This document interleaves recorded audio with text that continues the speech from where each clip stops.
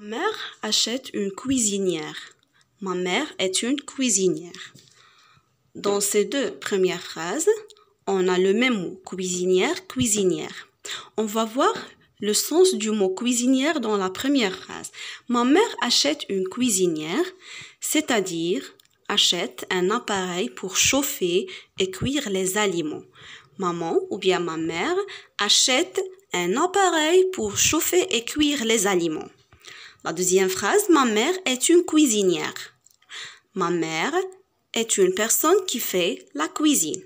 Cuisinière, dans la deuxième phrase, c'est la personne qui fait la cuisine. Tendre le plat à un invité. Tendre une corde. Donc, dans les deux phrases, on a le verbe tendre. Mais dans la première phrase, le verbe signifie tendre le plat à un invité signifie présenter un objet à quelqu'un. On présente un plat ou bien un objet à quelqu'un qui est un invité, par exemple. Tendre une corde, c'est-à-dire tirer la corde. On tire la corde. Dans les deux premières phrases, on a les mêmes mots. Mais dans chaque phrase, le mot signifie quelque chose. Bien sûr, dépend le sens de la phrase. Ma mère achète, donc achète, la maman fait une action. Alors, achète quelque chose, un appareil. Ma mère est une cuisinière, donc ma mère est le verbe d'état. Alors, on doit bien sûr trouver l'attribut de sujet.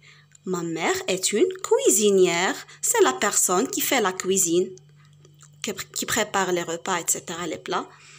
Tendre le plat à un invité, c'est-à-dire présenter un objet à quelqu'un. Tendre le plat, on tend quelque chose à un invité, le plat par exemple. Tendre une corde, tirer la corde, on tire la corde. Donc les deux verbes dans les phrases n'ont pas le même sens. Bien sûr, le verbe tendre dans la première phrase a un sens, dépend la phrase, et aussi le deuxième verbe, ou bien le verbe dans la deuxième phrase a un sens, bien sûr, dépend la phrase. Alors, ces mots s'appellent des polysémiques. Des polysémiques. Les polysémiques, ce sont des mots qui s'écrivent de la même façon, bien sûr, mais qui n'ont pas le même sens.